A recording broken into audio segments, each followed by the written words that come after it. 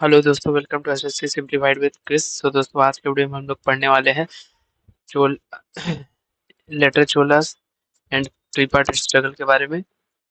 तो बेसिकली हम लोग मिडिवल पीरियड में एंट्री कर गए हैं। ये अर्ली मिडिवल पीरियड से स्टार्ट है। इसका जो टाइम पीरियड स्टार्ट है वो 750 एडी से है। तो पहले हम लोग पढ़ने वाले हैं ट्रिपार्टाइट स्ट्रगल के बारे में। ट्रिपार्टाइट स्ट्रगल जो कि आप कह सकते हैं 750 एडी टू 900 एडी के बीच की बात है। इस इस टाइम में जो है वो तीन डायनेस्टीज कंटेम्प्रेरी थी जिसके बीच में ट्रिपार्टाइट स्ट्रगल हुआ था। पहले इसके बारे में देख लेते हैं। पाल्स, राष्ट्रकूटास एंड गुर्जरा प्रतिहारस। बेसिकली पाल्स जो थे वो ईस्टर्न इंडिया में बिलोंग करते थे। Gurjara Pratiharas western India, Rashtrakutas southern India. यहाँ आप देख सकते हैं साउदर्न इंडिया में राष्ट्रकूटास, बंगाल वाले रीजन वेस्टर्न रीजन में जो था वो पाल डायनेस्टी के बाद सेन डायनेस्टी आता है, तो वो खैर इसके बाद का ये है। और इस साइड रहता है गुर्जरा प्रतिहारस। बेसिकली इन तीनों के बीच में लड़ाई चल रही थी कन्नौज को जीतने के लिए। पहले जैसे हमने देखा था कि मगध हुआ करती थी सेंट्रल पावर, लेकिन बाद में आके कन्नौज बन गई सेंट्रल पावर हर्षा के टाइम से। तो इसके लिए ये तीनों में लड़ाई लगा रहता था। तीनों ने ही रूल किया, लेकिन गुर्जर प्रतिहारस ने कुछ समय के लिए कन्नौज को अपना कैपिटल बनाया जीत के। तो गुर्जर प्रतिहारस का कैपिटल कन्नौज भी था कुछ समय के लिए। उसका जो कैपिटल था वो भीनमल था। गुर्जर प्रतिहारस का फाउंडर नागभट्ट द वन है। राष्ट्रकूटास के फाउंडर हैं आपके ये राष्ट्रकूटास के आपके जो फाउंडर हैं वो है दंतीदुर्ग, जिसके बारे में हमने लास्ट लेक्चर में देखा था। इनका जो कैपिटल था वो था मानेखेत। अब आते हैं पाल्स पे, जो कि ईस्टर्न इंडिया में रूल कर रहे थे। इसके जो फाउंडर थे वो थे गोपाल। गोपाल जो है वो उदंतपुरी के भी फाउंडर हैं, जिन्होंने बंगाल वाले रीजन पे रूल किया और ये बुद्धिज्म को माना करते थे। इनके जो बेटे हुए धर्मपाल, उन्होंने विक्रमशिला यूनिवर्सिटी बनाई और गोपाल ने उदंतपुरी यूनिवर्सिटी। हमने नालंदा यूनिवर्सिटी देखा था, वो कुमारगुप्त फर्स्ट ने बनाया था। बेसिकली धर्मपाल ने इंद्रयुद्ध को हराया था। देन अब हम लोग टेम्पल आर्किटेक्चर के बारे में प्रीवियस लेक्चर में देखा था हमने, मगर ना क्लियर तरीके से नहीं देखा था। डिफरेंस के साथ आज हम लोग देखने वाले। बेसिकली नगर स्टाइल जो आर्किटेक्चर है वो नॉर्थ इंडिया से बिलोंग करता है, जिसे गुप्ताज ने प्रोपाउंड किया था। और द्रविड़ जो कि साउथ इंडिया से बिलोंग करता है, जिसे पल्लव्स ने प्रोपाउंड किया था। बेसिकली इन दोनों में डिफरेंस है शिखर और विमान। बेसिकली जो नगर स्टाइल है उसका जो ऊपर वाला जो भाग होता है मंदिर का वो कुछ ऐसा होता है जिसे शिखर बोलते हैं, और द्रविड़ का कुछ इस प्रकार होता है जिसे विमान बोलते हैं। पिनकल, कलश और स्तूपी। बेसिकली इसके ऊपर जो होता है वो एक कलश बना रहता है और इसके ऊपर स्तूपी बना रहता है इस टाइप का।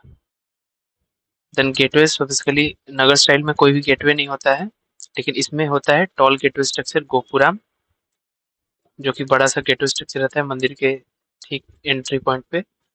देन नंदी जो है वो नगर स्टाइल में मंदिर के भीतर होते हैं, लेकिन द्रविड़ स्टाइल में मंदिर के बाहर होते हैं नंदी। जो बेसिकली नगर स्टाइल जितने भी टेम्पल्स बनते हैं वो पंचयतन स्टाइल में बनते हैं। मैं आपको यहाँ पे दिखा देता हूँ ऐसे टाइप का। बीच में मंदिर है और चारों साइड देवी देवता की मूर्ति है ऐसे, जैसे यहाँ पे शिव जी का मंदिर, यहाँ पे पार्वती जी का मंदिर, यहाँ पे गणेश जी का, यहाँ पे कार्तिकेय जी का, इस टाइप का। और द्रविड़ जो है बेसिकली इसका जो लेआउट स्टाइल है वो आपका, आप ये बोल सकते हैं, कैसे बताऊं, गज पृष्ठ स्टाइल बोलते हैं इसे एक तरीके का। ये बेसिकली ये, एक मिनट मैं आपको क्लियर करता हूँ। एक तरीके का गज पृष्ठ स्टाइल का होता है, हाथी की पीठ जैसा हल्का से उठा हुआ, हल्का सा इंक्लाइन टाइप, जिसे एलिप्टिकल स्ट्रक्चर भी बोलते हैं। और विष्णु स्टाइल जो है वो चालुक्य द्वारा द्वारा डेवलप किया गया है, जिसमें नगर और द्रविड़ दोनों के एलिमेंट्स मिला के बनाए गए हैं। तो अब आगे आते हैं इंपीरियल चोलास के बारे में पढ़ेंगे। पहले हमने अर्ली चोलास के बारे में पढ़ लिया है। अर्ली चोलास जिसके फाउंडर करिकाल है और लेकिन ये जो इंपीरियल चोलास है, लेटर चोला, बेसिकली उसमें हमने देखा था अर्ली चोलास में कि चोलास थर्ड सेंचुरी एडी आते आते वो लोग डिक्लाइन कर जाते हैं क्योंकि चेरा और पांड्यास के अटैक की वजह से, लेकिन फिर वो इमर्ज होते हैं 8 टू 9th सेंचुरी के आसपास। एंड उसके जो फाउंडर होते हैं वो विजयलया होते हैं। ये बताते हैं कि ये चोलास के ही मतलब वंशज हैं। ये पल्लवास के फिड्यूटरीज थे। Imperial Cholas means later Cholas. इसके फाउंडर विजयलया हैं। इनका जो कैपिटल था वो तंजौर या तंजावुर था। इन्होंने एक मंदिर बनाया जो कि गॉडेस निसुम्भा देवी को डेडिकेटेड था। ये गॉडेस निसुम्भा देवी होगा, यहाँ पे स्पेलिंग मिस्टेक है थोड़ा। देन इनके बाद आते हैं प्रंटक वन, जिनका की टाइम पीरियड है 873 टू 955 एडी। इन्होंने पांड्यास को हराया वेल्लोर में। एंड ये राजकोटा किंग कृष्णा द थर्ड से हारे थे प्रंटक वन। कृष्णा द थ्री के वन में हमने प्रीवियस लेक्चर में देखा था, जो कि राजकोटा किंग थे। देन जो इंपीरियल चोलास का जो गोल्डन एज जो बिगिन होता है वो राजा राजा द फर्स्ट के टाइम से होता है। ये काफी ग्रेटेस्ट रूलर्स थे अपने डायनेस्टी को। राजेंद्र द फर्स्ट भी देखेंगे इनके बेटे। इनका जो टाइम पीरियड है 985 टू 1014 एडी, इनका टाइम पीरियड आप याद कीजिएगा। और राजेंद्र द फर्स्ट का भी। तो पहले इनके बारे में पढ़ लेते हैं। इन्होंने चेरास को हराया त्रिवेंद्रम में। इन्होंने पांड्यास को हराया और इनकी कैपिटल जो मदुरई है उसको भी कैप्चर कर लिया। इन्होंने श्रीलंका में इन्वेजन भेज, अभी तक श्रीलंका को इन्होंने कैप्चर नहीं किया है। ये श्रीलंका में इन्वेजन कर रहे थे। और इन्होंने मालदीव्स को भी कैप्चर किया था। यहाँ पे देख सकते हैं मालदीव से, यहाँ पे देख सकते हैं चेरास। चेरास जो हमने देखा था यहाँ पे चेरास हुआ करते थे। चेरास को इन्होंने डिफीट किया और त्रिवेंद्रम को कैप्चर कर लिया। और श्रीलंका में इन्होंने इन्वेजन मतलब ये अपने सेना भेजने लगे कब्जा करने के लिए। ये महमूद ऑफ गजनवी के कंटेम्प्रेरी थे, समकालीन।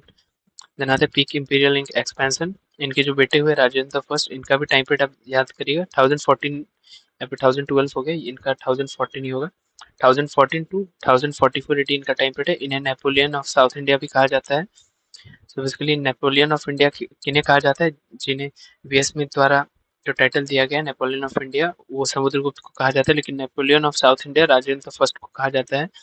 राजेंद्र द फर्स्ट ने गंगईकोंडा चोलापुरम का टाइटल लिया। एक्चुअली हुआ क्या था, ये इंडिया है, ये बंगाल वाला रीजन है। इन्होंने गंगा पार करके पाल रूलर्स को, कुछ कुछ रूलर्स को हराया था। तो इन्होंने गंगईकोंडा चोलापुरम का चोला का टाइटल लिया, गंगईकोंडा चोला का। और फिर जब ये आए तो इन्होंने वापस आके गंगईकोंडा चोलापुरम नाम से एक सिटी बिल्ड की। हाँ, जैसे कि मैंने आपको बताया था, राजा राजा द फर्स्ट श्रीलंका में अपना इन्वेजन भेजने लगे थे, लेकिन इन्होंने श्रीलंका को कैप्चर करने का काम इन्होंने किया, कॉन्क्वायर करने का पूरा तरीका से। पहले श्रीलंका का जो नाम था अनुराधापुर था। इन्होंने चेरा द पांड्यास को पूरा उखाड़ फेंका, पूरा जड़ से ही खत्म कर दिया।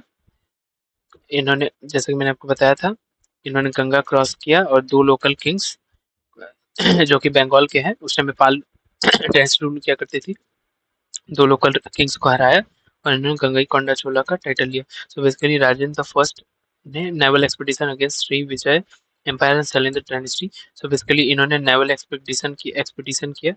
इसलिए यहाँ पे इंडोनेशिया है, जैसे कि ये तो ऐसे बन गया है, मैं आपको जस्ट एक बता रहा हूँ। इंडोनेशिया ऐसे है, मान लीजिए इन्होंने शिप से गला थोड़ा खराब, इंडोनेशिया अपने सैनिक भेजे और जिस टाइम इंडोनेशिया में, उस टाइम में श्री विजय एम्पायर रूल किया करती थी, शैलेंद्र डायनेस्टी, उसे कॉन्क्वायर करने का काम किया। एंड बेसिकली आप ध्यान दीजिएगा कि राजेंद्र फर्स्ट जो है वो नेवल्स के लिए ज़्यादा जाने जाते हैं। चोलास लोग, इन्होंने काफ़ी एक्सपेंशन किया है नेवल सिस्टम में। देन आते हैं dynastic shifts and declines. The Cholas fought against Chalukyas of Kalyani.